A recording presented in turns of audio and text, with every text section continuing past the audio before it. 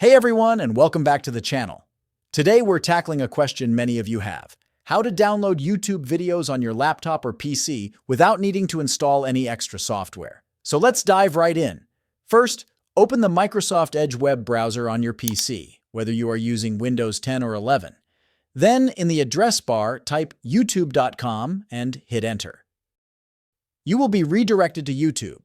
Click on the Sign In button in the top right corner. Select your Gmail account.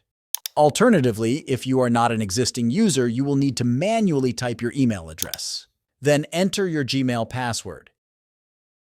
And that's it. You have successfully signed into your YouTube account. Now, click on your profile icon in the top right corner.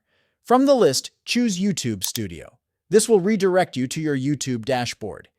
Here, click on the Content option from the left sidebar.